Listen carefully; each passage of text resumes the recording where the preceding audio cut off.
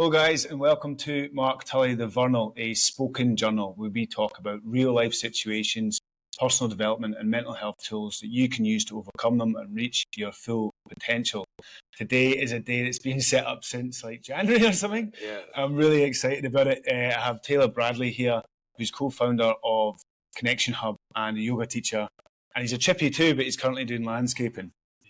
Now, Taylor, I have to say, for a start, and really appreciate you in my life. We got introduced to a friend through this podcast. So this is like another thing that I do, and it's really benefited myself from meeting you. And you've taught me a lot of patience and stuff when I was struggling with the business. I wanted everything to happen tomorrow, and you were just like this. You just have this energy, this like calming energy, and you explain patience and stuff. And I've implemented that in my life, and it's just been so much better since then. So thank you very much. Pleasure, man. I'm glad that you feel that way, like that. Yeah, calmness for me has been something that I've really tried to bring into my own life. Yeah, because there was a time where it wasn't very calm. So the fact if other people feel that from me, I'm always like, oh, it must mean something's working and it's going in the right direction. Yeah, but yeah, man, thanks for having me on. Like I say, like we've been planning this for so long. Life, it all happens at the right time. Yeah, 100%. Absolutely. I feel like even the short time we've known each other, I've grown a lot. And, I know you've been on your healing journey as well. I'm not going to speak for you, but yeah. First, I would like to talk about Connection Hub. I'd like to talk about what brought you to start it. Yeah, it's kind of really, and I feel like in the future, it's going to have even more of a kind of cooler story towards it. But it really started through my own mental health, like when I was in a real dark place and I just kind of felt very alone and didn't feel like I had anyone. And there were people around. I had friends and people, but it was more like my inner world was telling me, you aren't worthy. They're not really your friends. Like you're just here because you're here. So I kind of went through this process of knowing what it feels like to really be down in the depths of your own depression almost. Yeah. I used to have terrible anxiety. And so once I then started the process of working on my own stuff, I managed to get to a point where I kind of almost felt like it was like a turning point where it started really dark and heavy. It would slowly get a little bit better, but still be kind of hard. And then it got to a point where it's like almost like just tipped a little bit more into the kind of feeling better more than feeling shit and depressed. And then it kind of just, as that continued to then grow, I was like, I'd love to be able to offer something for other guys, to be able to get together and to also be, an availability for anyone that kind of feels like they want to join. Like the group isn't necessarily if you have mental health, like you might just want to meet people and connect and, network and create some new relationships with mates and stuff. But then it's also a platform that if anyone is struggling, hopefully this kind of trust and space that we've created will allow lads to feel comfortable enough that if things are going on, they can kind of just chat to me and Chris or even one of the other guys and just say, oh man, like I've been had a bit of a shit week. And then we have some really amazing connections that we can then help the process of helping lads get what they might be needing, whatever that might be. Yeah. So yeah, it really kind of just inspired from my own journey, I suppose. And then I reached out. Chris and I went on a bit of a mushroom journey together. And we were walking to the toilet in the Centennial Park, and I was all like, I was like, Chris, do you want to do a men's group with me? And he was, at this time, he does a lot anyway with his work with the union, like working as a union delegate, supporting lads on the sites and that. And his life was very busy. So he was like, oh mate, like at the moment, like it's just I hardly find any time to do the things that I kind of want to do. My weekends are kind of my time. And I was like, sweet. And then Chris went off and did an ayahuasca journey and come back a week later, like I got to meet you, Tay, and then I met him. I was thinking, what's he gonna say? And he's like, oh, yeah, I'll do the men's group with you. It's like, I got told I've got to do it. No way. Yeah, the medicine told him that he needs to start this group with me. So then we just set it up and began the ice baths and the breath work and just like the social kind of morning meets, and then over the last year and a half, it's evolved in its own way to, you know, sometimes we've been lucky as well that we've met really cool people along the way that maybe like Virtus, like they own this really beautiful fitness facility, and they really, you know, they're encouraging what we're doing, so they offer us to come and have a free session there and use all their facilities. Yeah, I went. It was brilliant. Yeah, and the guys that run it, is it Rowan and Rawson and Hamish. Yeah, I spoke to Rawson for a little bit. They have a powerful story. I want to get them on the podcast as well, actually. Yeah. It was just amazing because they were very open about it right at the start. Like, this is what it is, and we built it through like their friendship and their struggles and stuff. I love that, man. It was class. Yeah, no, they're really good guys, and it's kind of cool. Like, we seem to meet people that have either had, like, everyone's got their own story, you know, like we all have, and it's funny how we've kind of met people that almost kind of resonate with what we're doing because they've also felt what it's like to be on the other side, not feeling so fantastic, you know, however that might be. So yeah, people very supported, and even like people at home, like supporting what we're doing. We've just been really, nice. Feel very blessed, you know, to have been able to create that, and hopefully it continues to grow. We're just currently setting one up in Cornwall in the UK. No way. Yeah, so it's branching out, which was always the idea with because it's a grapevine is the logo. So the idea is like the roots, you don't see the roots, but they can spread to wherever they need to go. And then, you know, like there's the stability, and that's what feeds the vine and the tree to like have the fruit, which, you know, is grapes hopefully are sweet if you get good ones. And that, you know, it can be that reminder to someone maybe that, you know, life can be sweet again. Yeah. So, it's interesting. It'd be interesting to see what happens next. Yeah, I'm happy to be part of it, like coming in and enjoying the groups and participating. And I just like to rewind quickly back to what you said near the start. Like, hopefully the space where like guys can open up and stuff. And yeah, I definitely, on the group level anyway, I know it's not for everyone to talk on that level, you know, you can't shut me up, but like I've heard other men share some really powerful stuff, even on their first visit and things. And it's just like, they came and then probably, I don't know what they were feeling, obviously, because I'm not them, but maybe apprehensive and not really knowing, and then feeling the space and being able to talk. And then saying like, oh, it helped so much after. And then obviously when they talk, they help everybody else as well, because like that vulnerability and that strength amongst men is like, helps them and helps everyone else to then share something, you know. 100%. And especially when they seem happier always after, you know what I mean? So it's like, even if somebody doesn't agree with it, or it still plants a seed in their mind, you know what I mean? That it's like a good thing to do is to connect with men and open up. And it's needed at the minute. The world's pretty fucking mental. And I think this is the best place for it. I mean, I don't know. Haven't visited many other places and tried to do men's groups and things like this, but I feel like in Sydney right now you've got Man to Man, which is a brilliant one. I'm actually going to that later, and your one as well. And there's a few more. There's like How's the Head? How's Your Head? Yeah, that's class. That was started ages ago by Sean and them.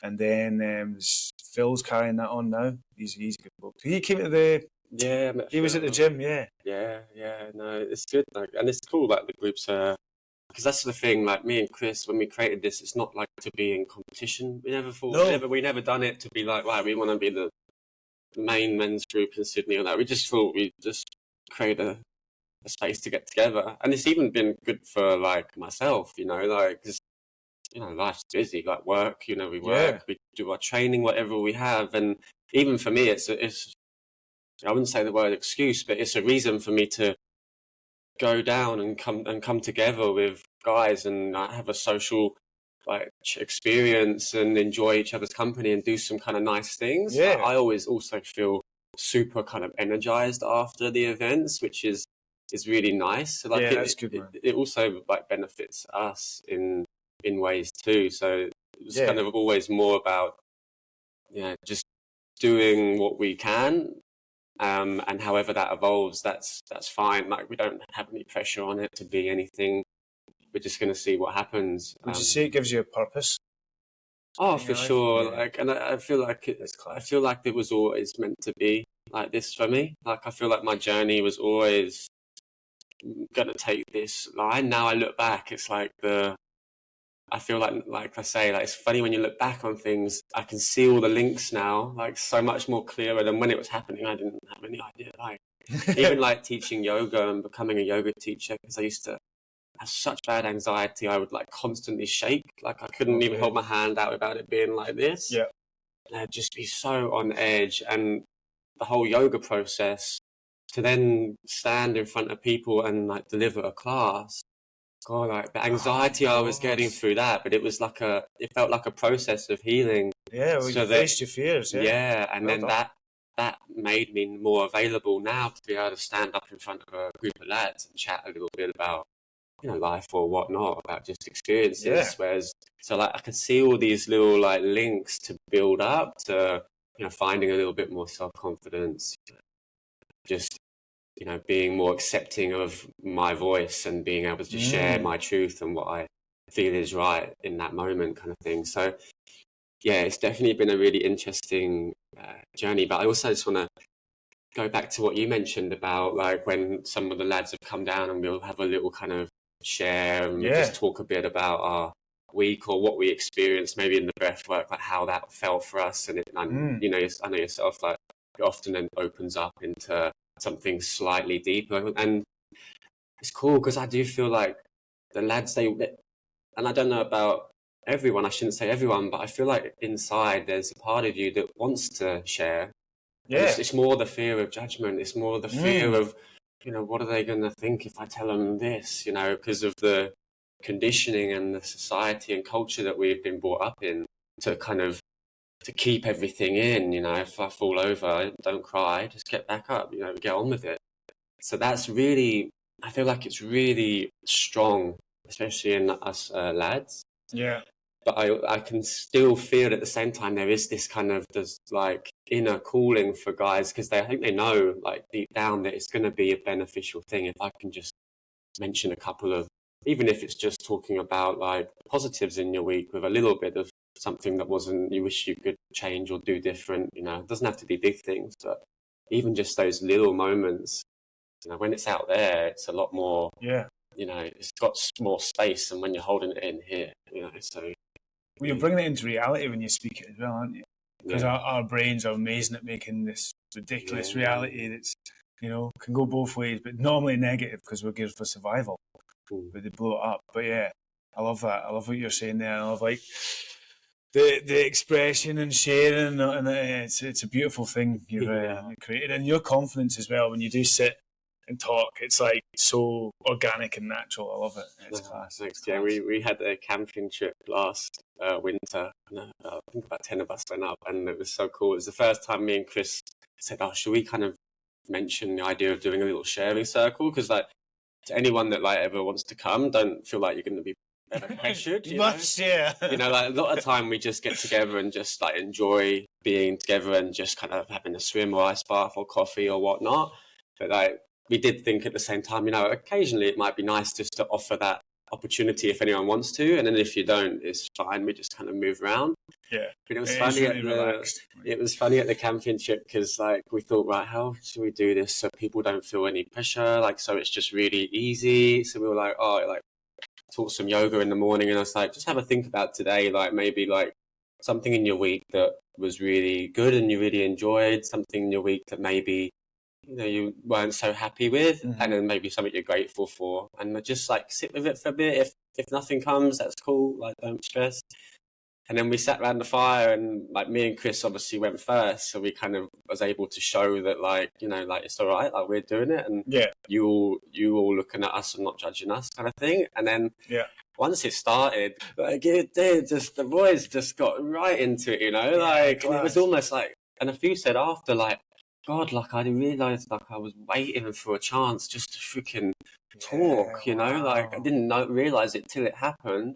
But like, God, that whole weekend, like I just gone back to Sydney feeling like a new man, like, and it was like just through the power of just, you know, having a little chat. It makes so much sense, doesn't it, as well, with the stigma. Sorry to cut you off. The stigma we have in society that strong men don't talk. It's complete bullshit. It's the opposite. And it's funny if, you know, not that you should try and convince people that need convincing, but like a good side of the argument I like to say is, what's the harder thing to do? You know what I mean? Obviously, the talking is the harder thing to do. So I was like, what do you think is going to be the better thing for you?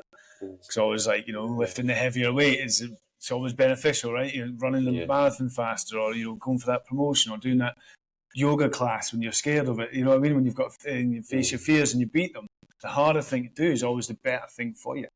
Yeah. So like you go to the pub and drinking beer and getting smashed instead of talking about it. It's easy, isn't it? You know what I mean? Yeah. And but that's so cool to hear that guys were like didn't know they were waiting for a chance. It makes total sense of how society's got us conditioned about like strong men, and probably like our upbringings is from like Scotland and England and stuff like that. That older generation was even more so. I think we're the first generation that's had this knowledge for a start. Like the world, there's things that weren't discovered then that we know now. And just the massive information.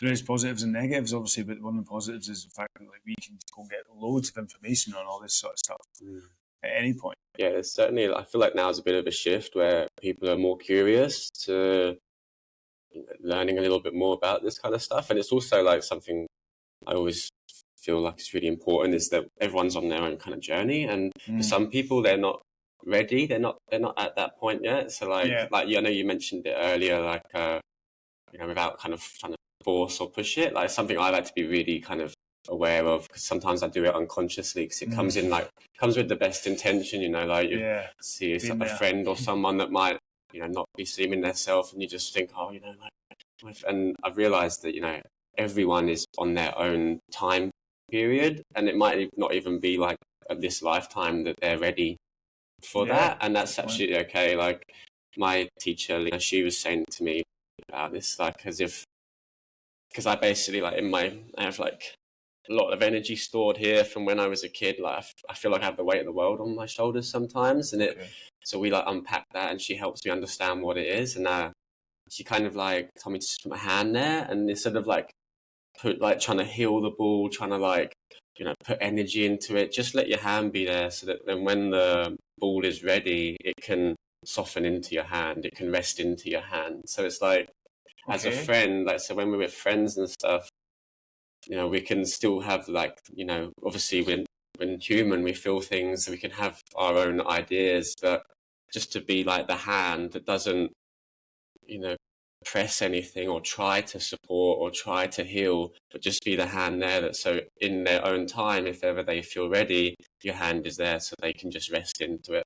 And then they'd actually be more kind of feel more comfortable to do that. But I think we all kind of felt like when we're told something, it's always kind of like our natural reaction is like, who the fuck are you telling me? Absolutely all the time. It's like when and you see it a lot. I see it in the groups and stuff, and I kind of feel like I want to jump in and say something, but at the same time I'm like, I don't want to be like jumping in and saying stuff. I kind of then show people, but it's like a coach, right? You can't tell a client what to do.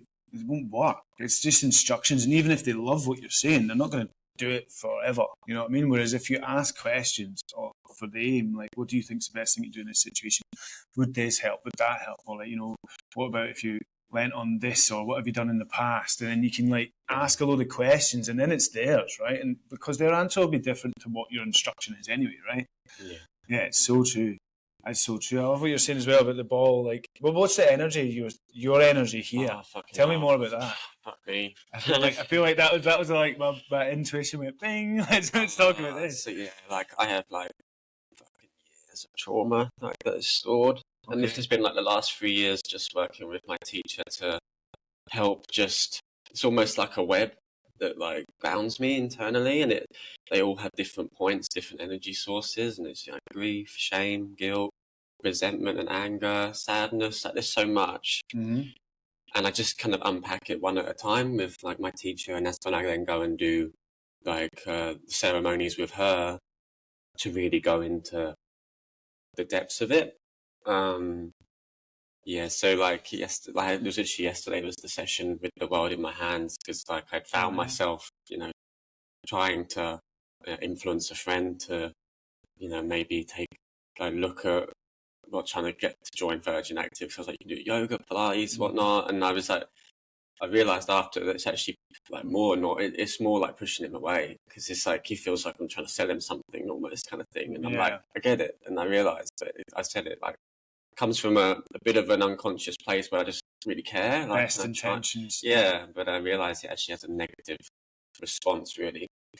And so, yeah, that one there, that was connected to my granddad when he died. I feel like I was laying in bed and I felt like his spirit came to me, like, and was talking to me in bed, and it said like, I've got to go now, so you need to take care of your mum. So I felt like I had this responsibility as like a 8-year-old boy to take care of my mum, and then my mum went down the road of like drinking, drugs, alcohol, just full addict to the point where she died. And my whole purpose as a kid was then around trying to save my mum, trying to heal my mum. Yeah. And then I've taken that on, you know, like, because I never felt like I finished that task that I was set out to do. So I had this responsibility, and I'd often feel it in my shoulders, like, and it's got better over time. The more I let go of little parts, the more I can like open my chest. Because before I used to walk around like this because I just felt like I couldn't keep my head up.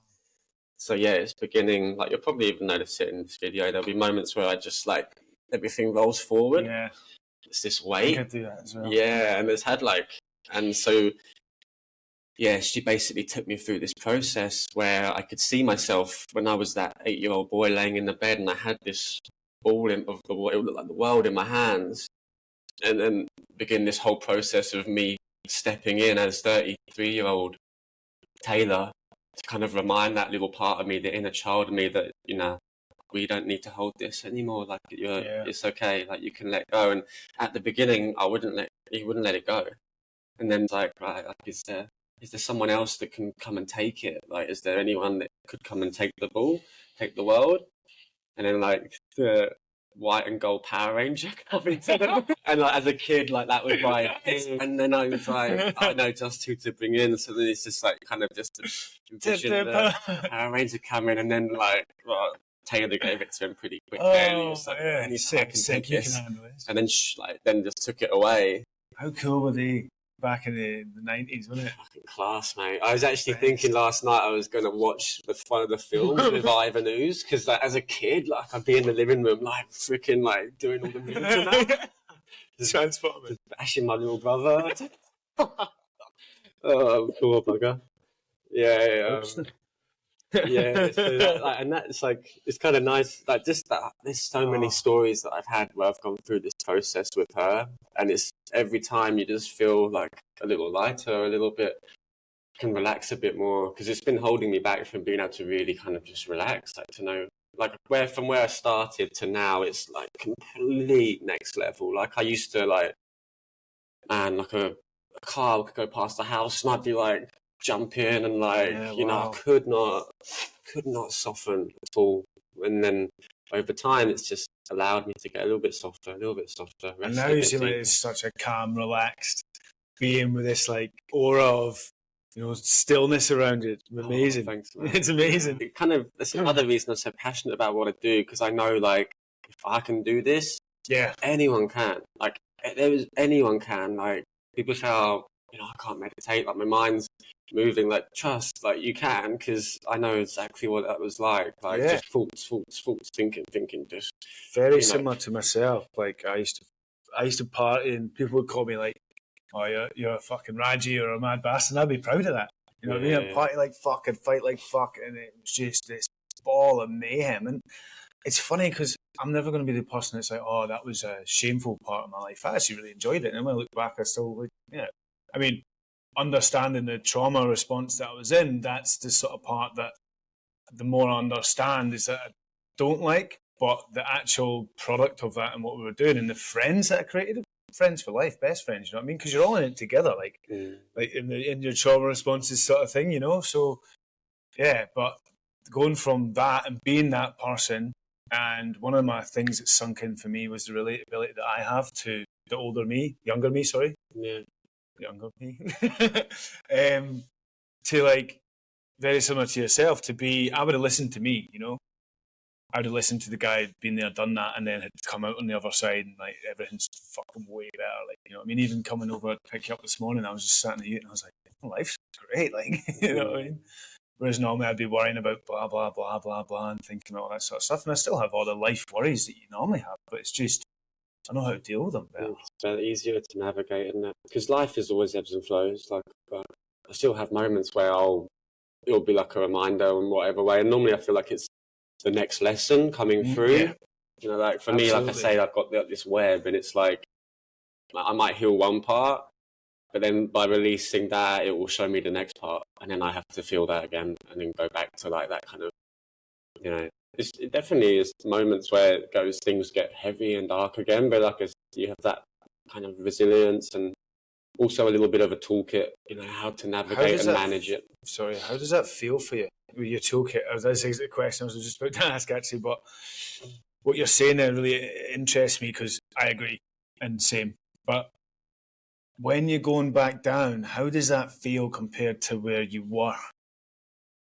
Because it's an interesting concept, but I want to hear your point of view first. So now, like at the start, it would feel, well, so like my life was like fucking, like in my own world, you know, like not externally, everything was pretty good, a good job, everything, but in my internal world, my life was fucking awful, like till about the age of like 26, 27.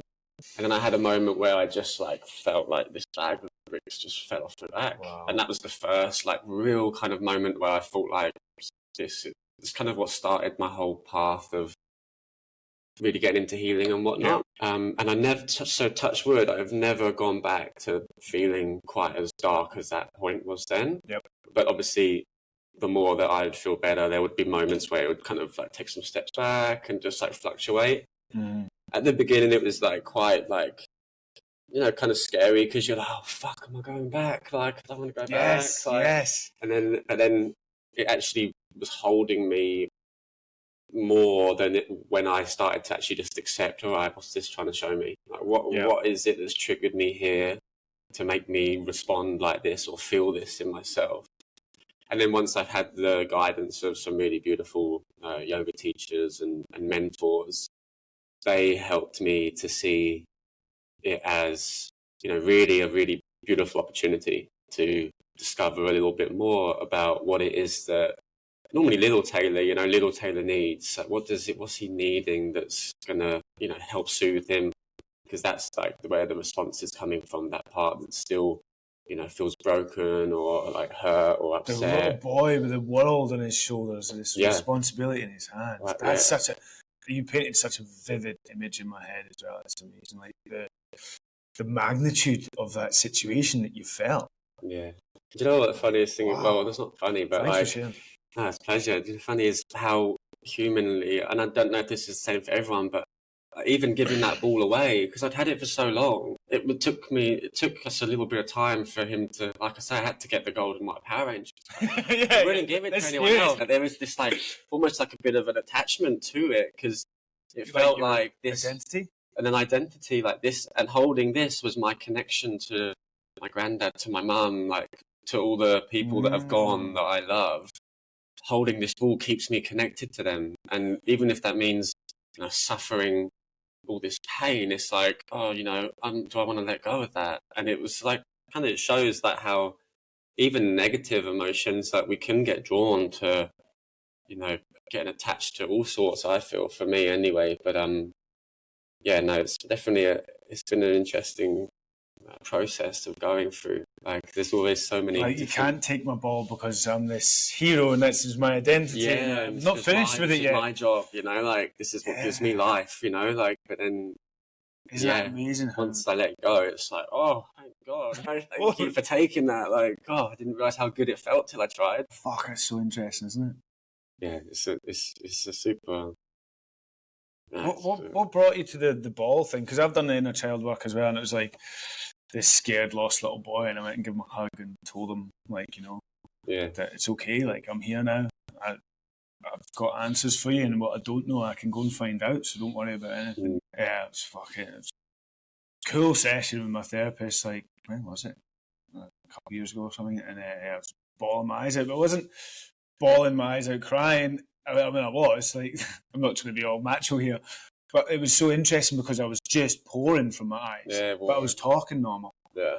And I've never, don't think I've ever been in that state, or not that I can remember, but it was just so fucking interesting because the emotion was just pouring out of me, but the healing was happening at the same time. So you're not in that, like, what would you call it, like hysterical, when you're actually like proper crying. Yeah. So I was like compass mentis, if you will, and I've probably explained this really badly, but whatever. And the eyes were just streaming, and I was giving him a hug, and he sat down next to me, and I just had my arm around him. We just sat in my bed with the therapist and the laptop, and I was just like, wow, this is incredible. And I was just always just like pouring out of me and releasing, you know. Yeah. But what brought you to the ball? Having that, like, because that's a really good illustration to have. So it's really through like vision. So my teacher, she'll like get me to sit in like a meditation seat or whatever and just start to breathe, and she'll help guide me in. And then I'll talk to her about like my week or what brought me to the session. And it was around that, like knowing when, kind of like knowing when to just be me, like, because it become like this idea of like the yoga teacher. And I feel like there's this part of me that, with that whole kind of wanting to help people, wanting to like heal, be a healer or whatnot, it almost was becoming, there'll be times where I'd be out with friends and I'd be like, oh, I just wish I could just be like, not kind of thinking like this, because it almost became a little bit like another mask, like right now I've found my purpose. I found why I'm here. I know, I feel great in this version of me. But then again, it was just actually kind of also becoming a little bit of an identity there. So as I was mentioning it, she was like, all right, let's have a little look into that then. And she'll pick up on like a word, something I'll say, and maybe like my face will twitch, or I'll like, because I'll get fidgety, like as I start talking about like the things that are like inside, she'll notice, and then she'll be like, okay, let's just come back to that. And then she was like, just like have a moment to sit with that and see where like, what does it feel like? Can you feel anything anywhere? And like, I feel like straight away, I like my shoulders. I can feel the weight of the world on my shoulders. And then she'd be like, okay, and then can you go a little closer to that? Can you see a little more into that? And then I'll just like imagine looking into that area, and then I'll start feeling my heart kind of, and she'll be like, how does it feel? And I'll be like, oh, it's kind of like compressing. It feels like something squeezing, and then it normally travels up to my throat. And then it's like I've got hands around my throat, like restricted. Yeah, like don't speak, like kind of thing. Like, like your throat chakra? Yeah. So just different chakra points. And then it comes down into my third chakra. And that was where like this time it would feel really strong. And normally like as you go into it, I'll start just burping loads, like just like, because as soon as you kind of like start to feel into the energy, it starts to like release. I'll be like burping, and then like you say, my eyes will start watering. And then that's when she'll just help guide it. Like she's just the most amazing lady I've ever met, like just the wisdom that she has. And that's when she was like, as I said, it feels like there's this ball in my gut, and it's like pulsing, and it looks like the world. And she's like, okay. And it's normally just like up in your third eye, you just see like a little picture of a ball or like the world or whatever it might be. Yeah.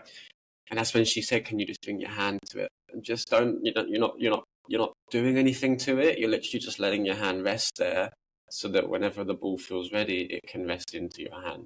You're not trying to heal it, not trying to give it energy. You're just that support, just a hand there, nothing more. And then so she just takes you through a journey, and she'll be like, okay, now if we look into the world, like, is there anything that comes up? And then I could just feel like, fuck, there's sadness in there, like so much sadness. And she's like, yeah. And she, because she's like an energy healer, has been doing it for so long, she can also read you. So she can help guide you. Sometimes I'm struggling to kind of feel what it is, like, especially if might have parts of me that don't, like, aren't sure if they want to go into it yet. So they might be resisting. So I'll be having trouble like understanding what it is I'm feeling. So she might like just kind of, help guide that. So like with the sadness, it was there was a lot of, like, then I could feel like grief. I was like, oh, there's so much grief in there.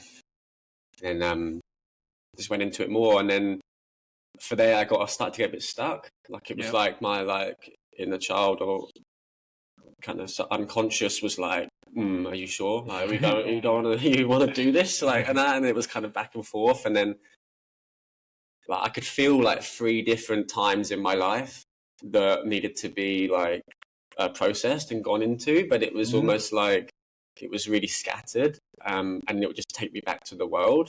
I just kept seeing this picture of the world, and then but I just said, "Oh, let me sit for a bit longer because I feel like I can get into it. I just got to like just try and relax a bit more." And then I could see the 3 different things, and it was my granddad, my mum, and then my like friends as a kid. Yeah. And I was like, there's 3 there, but I'm pretty sure I need to start at the beginning. So I went to my granddad, and then as soon as I kind of like just focused on my granddad, that's when the vision came in of me laying in the bed with my granddad coming down and saying, "You need to look after your mum now." And then that's how I kind of created this responsibility of feeling like I'm, I need to heal my mum. I need to like save people because this is my purpose. This is my identity. This is what I'm supposed to do. So then, that was really how it went through that process. But like, they're always so different. Like I've had ones where I've been in like, I've gone to the church where my mum's funeral was, and I've seen like different tailors. One tailor that was a really young tailor, like just on the floor, like just like really sad. And then there was another tailor that's like sat in the chair looking at the funeral, but completely like, mask on, no emotion, just sat there, just completely closed off to feeling anything.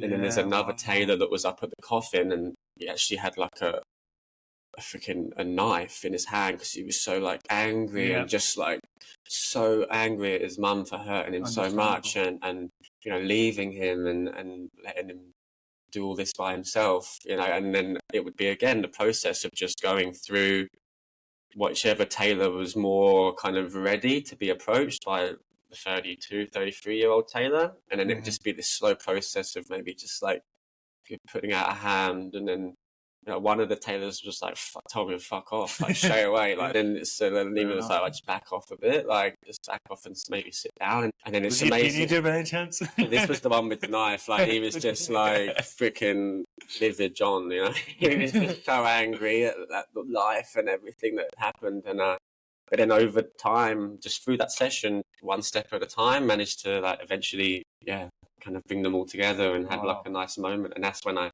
actually led me into ceremony, because ceremony was a couple of weeks after, and that part of me like felt so healed like from that. So it's really cool to experience. Fucking fascinating. I love how there's like the different tailors, so it must really help you understand like that none of them are you, it's just a behaviour.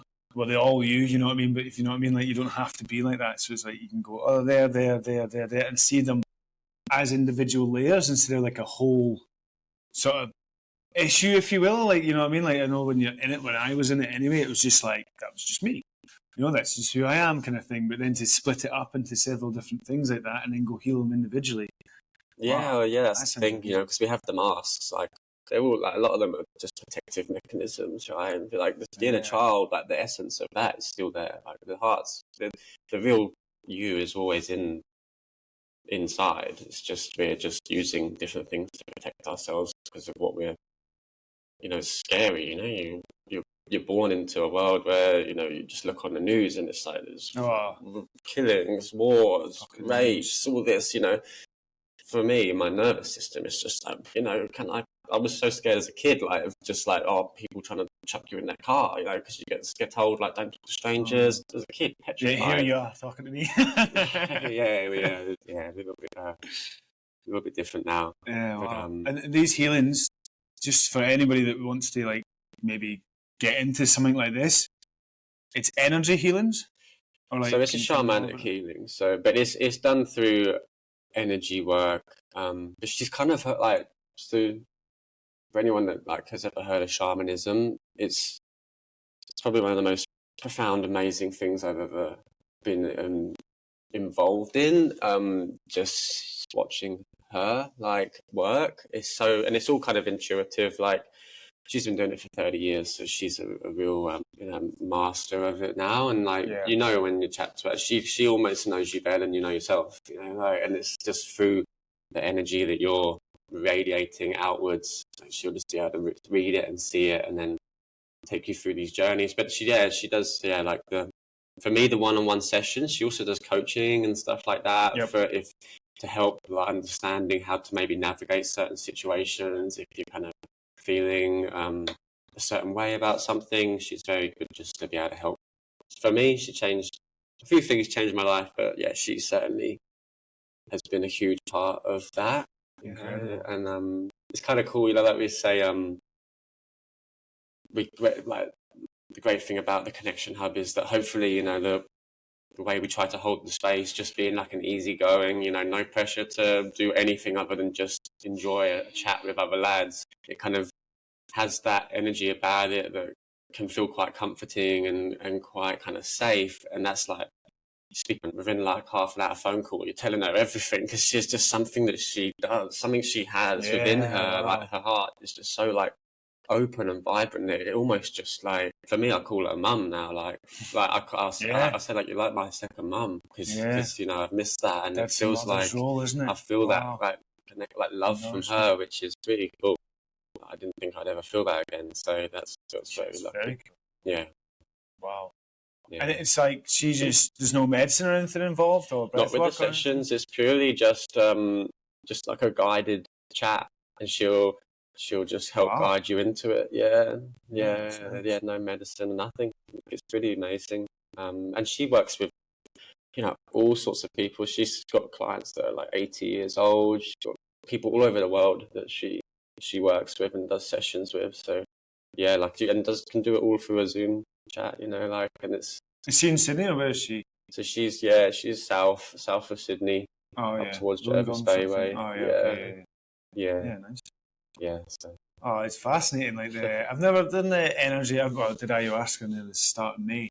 That was incredible. But yeah, the whole spiritual side of things, for me, it was like I've done heaps of shit. Like I work out most days, and then I've done loads of like sort of stuff for your mind. I guess it's all connected, isn't it? Right? But like not.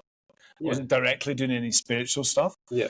And then, so I went and did Cambo with my friend Katie. That was unreal. And really interesting, the Cambo, like, because I felt like I was 14 and smoked too much weed and drunk too much. I was hugging my mate's toilet for hours. It clears you out, and you drink 1.5 liters of water and you're thrown up and you taste the metallic stuff. And I just felt so like fucking light and happy afterwards. And I had some capsicum that I ate, and it tasted like the best thing in the world.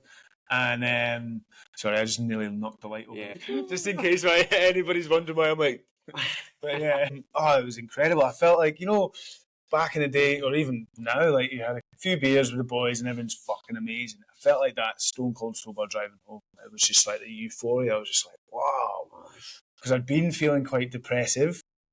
And I told them, and they were like, oh yeah, that's because Mother Ayahuasca's in there pulling all your shit up, so it's there for the ceremony. And I was like, oh, well, that makes perfect sense then. If somebody told me that beforehand, I was struggling with this, trying to figure it out, trying to journal and trying to like, it's funny because going back to when I asked you before, how it feels when you go darker, now that you've like come up however many steps, a million steps, whatever it is, when you go back down, not so much for me now, but maybe a year or so ago, it felt almost the same as when I was really depressed and all the rest of it, you know what I mean? And then you realise you've got the tools and stuff and it brings it back out. But I just wanted to make that point to anybody that has done some healing and maybe wrong therapist or wrong psychiatrist, and then they didn't like it, and then they thought, fuck that shit, it made me worse, and because I've gotten better over time. Because me personally, when I went to therapy, even the therapist said that you're very unusual because you've come at a high point in your life. And the way I seen it was I was way up here, so I can come down a few pegs when I deal with the shit,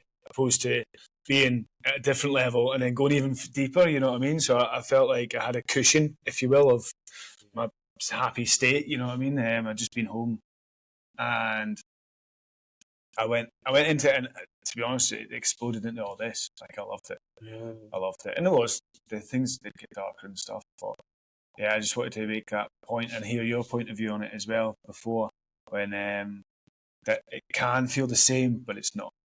Yeah. You know what I mean? Yeah. You have the tools there, you realise it, and this is from like two experienced guys in this, you know what I mean? Like you're running the Connection Hub thing because you felt compelled to share your stuff and like share your energy and all the rest of it, and it's really beautiful. What other benefits do you think? So like we've talked a lot about your traumas and the fascinating ways you've discovered sort of what was happening and the healing and things. what kind of benefits in your life would you say you've got from that now? I say just more self-esteem, you know, like a confidence. And I know there's more to go. I know I still have a lot of work to do. Like I know I'm nowhere near there. Like I know that. But just from like where I once was, I just feel now a lot more accepting of being me. You know, like learning to love myself to a point. And you know, like it can take so long to really find that full love for yourself. Like it's a long process because there's so much in the way. But I feel like that every little step that it builds a little bit more, it just allows everything to be a much more, you know, easy. So then when the ebbs and flows of life, like when you have them moments where things happen, shit hits the fan, whatever it might be, it's kind of like, well, I have this for me, you know, and that's all I need, really. Everything's okay, or if I'm okay with myself, you know, so the more that builds, the better. So yeah, and definitely like the confidence and just not shaking so much is nice, because like I used to just be so anxious, like at work, like on the site, like the boys are just. The women loved it though. Oh, shaking in my sleep, like. But at work, like the boys would love it because they just like it just like bang the door and I'd jump out of the cupboard, like just freaking out, like. So that's really nice. Because something I wanted to actually also mention, just obviously I talk a lot about spiritual life. Well, I don't, you know, I kind of when I'm talking to people that are interested in the same thing, we talk about that, but it's not to say like spiritual life is the only way. Like you make it very accessible, by the way. Good. Just because like, I don't ever want it to feel like I'm saying like you should do this, because when I didn't get into this stuff till I'd already done a lot of things just like in my own healing without that kind of connection to spirituality, you know, and it could just be, you know, a nice walk down by the beach or, you know, going and kicking a ball around with mates, just like it can be really small things, just little steps, just to, you know, get out in nature, you know, go and swim in the sea. Like it doesn't have to have a spiritual connection to do this work. And even with some of the people that have come, they have no real, you know, connection to, say, like I don't know, for certain people they have like religions or like a god, like whatever it might be. A lot of people that visit and ceremony with us are just kind of everyday people that just are curious to maybe trying something a little different, just to see how it can affect or maybe, you know, benefit them in their life. So like and the same with the men's group, you know, we welcome absolutely anyone, you know, and there's never any judgment. It's just acceptance for any guy to join however they are in that morning, like whether you're feeling good, bad, you know, hungover, still blimmin' going from the night before. Like if you want to come and join, you're always welcome. There's no kind of like, oh, you know, this is the like rules we follow. Can't like, have your jaw swinging here, mate. That's all, kid. Like the spirituality for me has been a great thing, but you know, it's not for everyone. Some people would rather a different, you know, view of life, and that's absolutely cool. Like, we're not here to ever. That attitude you have is incredible, and you made me realise something actually, like because from someone who's never used to think it was a little shite, essentially, right? Hippies and that, you know what I mean? And then when I was sort of going through, say, the mind therapy and the body was kind of always there for me, but I got better at it, especially in food, eating better food and stuff, and I just feel great from it. Yeah.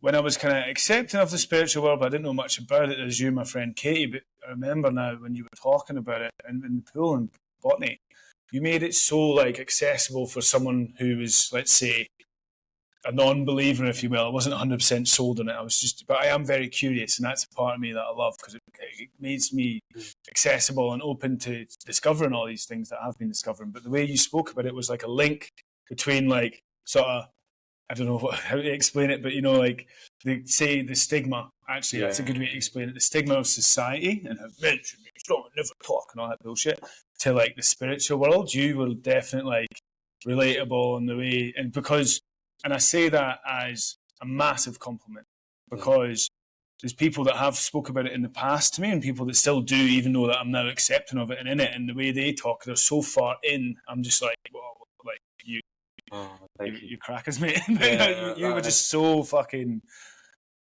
keep that up. Oh, I appreciate that. Yeah, and I always want to try and be like, I actually sent a pair So like I love black Nike tracksuits. Like I love like the old like UK when I was a kid, grew up with like all the Nike Air Max trainers, and I sent a pair of I bought some Nike TNs the other day. And I was like, oh, I fucking love these trainers. I remember as a kid, and I sent a picture to my mate back home. He said, fucking hell, bro, are you allowed to wear them being a yoga teacher? And I was like, that's why I like it, because I want to be able to show guys that it doesn't change you, like what you do. It doesn't make anything different about yourself. Like you can still, love, little man bags and Nike tracksuits and whatnot, bucket hats like I like to wear. Like it doesn't, just because I do yoga, it doesn't change that. Like I'm still me. I just do a practice that makes me feel really good in myself. Yeah. That's all it is, and then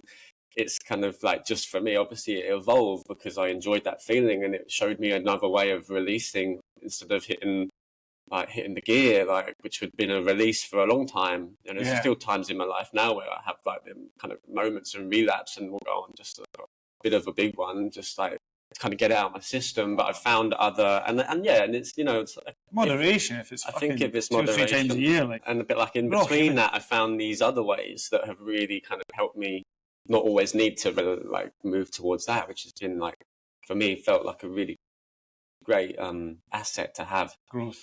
Yeah. So like, I appreciate you saying that, because that's really what I want to, hope that people can, see that it doesn't change who you are. It doesn't mean anything. And you don't have to believe anything. You can just come and do some movements like yoga.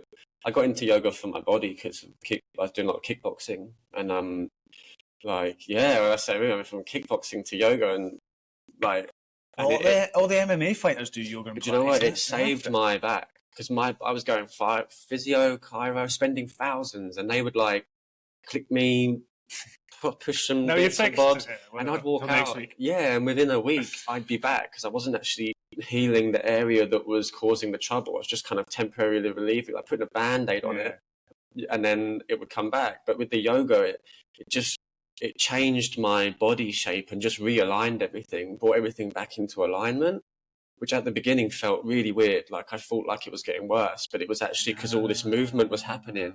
And then one day I woke up and I just felt like pain-free, which I hadn't felt for ages. My back would pop every 2 weeks at work, like lift up a bit of timber or something, bing, like, and I'd just be walking around like John Wayne for like, literally, like. I know exactly. It's happened to me a few times as well, like a step you don't see or something, you just go to jolt it, and then you're like, and you feel like you're a fucking banana in reverse, don't you? Yeah, man. And then like 3 years later, like I say, my body, that's what I got into it for, my body, not for anything else, just to try and do something to help my back. And then it kind of just like evolved for me. So a lot of people come just because they want to stretch, because they're a bit tight in the back or the hamstrings. Just come for your body, just come to relieve a little bit of tension, wherever that might be. Some people come for their mind, just to kind of help create some space to be able to process, or let go if they've had a tough week. Some people come for the spiritual side, because there's so many different benefits of this kind of stuff that it really can suit anyone and everyone for whatever reason they might feel like they wanted to come and try. So. Yeah, and to complement what you're saying, thank you very much. Brilliant way to explain it. I just want to add to that and say, like, what I've recently discovered in the last couple of years is like all this stuff that you think you have this stigma over yoga. It's like, it's gay or whatever, like, all this bullshit stuff you think about, all the spiritual world that's all for like crackpots or hippies and all this stuff. It's all bullshit, like these opinions and stuff. Everything's just fine. Everything's just like, and why not just go and try it and see if it works for you, and then go try that, see if it works for you, and then go try that and see if it works for you, and just be like, nothing is good nor bad. It's same with feelings. It's all just information. You know what I mean? Everything's like so, and as us as humans as well, everything's just the fucking same. And so why not just go and think it, and like, who cares about what people think or what some guy said and all the rest of it? Yoga classes are great, especially when you go to the back. Yeah, well, I mean, I feel like I'm really glad that I got into that, because it just helped me in so many ways. But like, definitely, I agree. Like, why don't we just try things? But at the same time, I still do come back to that. Like, I understand that some people aren't ready, and that fear of what people might think, that judgment, it can be really strong. Like I remember, it can be so strong in us that it will naturally just hold us off, and that's okay too. You know, we like to be that open for anyone that is ready or would like to, you know, maybe try something different. And and some people don't, and that's cool too. That's something I like that I've had to really kind of try and bring into my own mind, because it's like we get so like, you know, buzzing off the how we're feeling, or we just want like other people to feel that. Do this and you'll be great, and everyone's like, what the fuck? And I got a funny story on one of the ayahuasca retreats was jokes, and one of the lads, he found like just fully opened his heart and really found love, and he was like just screaming like, he was like, I love you, baby. He said that next day, there's that thing when Oprah Winfrey, she's like, you're getting a car, you're getting a car. And he was going, you're getting some love, you're getting some love, because he just wanted to give it to everyone. As we feel better in ourselves, like we want to share that. I feel like in that space it would have been great too. Yeah, in the street. But yeah, that just really made me think of that then, because we're loving beings in nature. You get some love. That's cool. People sitting there like right in the depths of the darkness, and you've got this guy shouting, you get some love. Oh, better please. Thanks, mate. But that was cool, man. Yeah. Nice one. It's been a fucking brilliant chat, mate. Have you got anything coming up with the Connection Hub, or something you would like to tell the listeners? Yeah, for sure. So as always, this is the Connection Hub. You can find us on Instagram and Facebook, and like I say, we're just a lads community group. Just guys getting together and just, you know, we go for coffees, swim, do ice baths sometimes. I teach a bit of breath work. But it's a real light and easy environment. There's no kind of pressure or nothing, you know, no kind of rules or guidelines. We really just kind of hang out. We've got an event next Sunday, which is one of the boys works in cybersecurity, and a couple of the lads had their accounts all hacked last month, and it like fucked them. Like everything, because like my friend Nick, once he started explaining to me how it works, it made me realize how like vulnerable our stuff is, especially when we've kind of got like, you know, like. So you think I should get the blue tick? Okay. Would the blue tick help? Is that one of the things, or do you not know yet? Do I need to go to the event? It keeps your Instagram more secure. Oh yeah, I don't know about that, but it's more like passwords, and also like having different emails for certain things, so that if one gets hacked, it doesn't then leak into all your personal stuff. Like he'll explain it more next week, but like for anyone that might be interested, like it's next Sunday, and if you find us on Instagram, just pop me a message. It's 10:30 till 1:30, and then we'll Sunday the 22nd. Yeah, we'll go for lunch. There's a pub across the road. So we'll have some. Yeah, the 22nd. Good news. It's because I listened to a video yesterday. I'm at 22nd of October in the Bimmin thing, and one of the boys said it to me like, "Isn't it June?" I'm like, "Oh God, man!" Like, thank you. I love that when people are like, "Oh, by the way, this is like thingy." It was Paul helped me with one. Oh, Paul done it for me as well. Yeah. Oh, what a legend! He's so good at it. It was. I tagged the wrong thing because there's 20 Talk, that charity thing I'm doing on the 20th of June. I can't talk for 20 hours, and I sit in a 2 meter square. I need to get a sleeping bag for that, actually. If anyone's got a sleeping bag, it's really warm. I've got a sleeping bag you can have. Yes. And I tagged the wrong thing. There's like so many things in like 20 Talk, and he's like, "Here, mate, that goes to the wrong page." I was like, "Fuck, thanks so much." If I can he's the man for it, honestly. Like, him that always reminds me. He's done it a few times. My spelling's always pretty naff now. But yeah, feel free to join, lads. And like honestly, like if ever we do monthly events. Just like the social meetups, and then we try to do these kind of other events in-house, so that once someone comes to an event on the Sunday, we have a WhatsApp group, and sometimes we go down to the driving range on a Friday night and just like hit some balls. You know, like we're going to look to do, we did lawn bowls before, which was good. I've also been thinking about going paintballing. Yeah, like I feel that would be a sick one. Like go-karting as well. Go-kart and stuff like that, you know, just kind of like getting out for a few hours, just having a bit of a laugh. So yeah, feel free just to reach out if you're interested. Always happy to answer any messages or queries. So yeah, feel free. Perfect. I'll put in the show notes. I'll put Taylor's Instagram Connection Hub. So I'll pop in maybe my yoga page as well. If anyone's got like bad lower back, like a lot of my mates now just message me like, "Oh, Tay, my back's fucked. Like, do you know any kind of good like stretches I can do?" So yeah, like I say, that yoga, if you are struggling, if you've got like especially sore lower back or really tight kind of hamstrings and glutes, you might be able to really like kind of relieve that if it's causing you problems. So yeah, we'll pop that maybe as well, and then yeah, see how you go. Brilliant. Yeah. Nice one. Thanks very much, mate. It's been Thanks, an absolute man. pleasure. Cheers, mate. Clash. Have a good one. Thank you.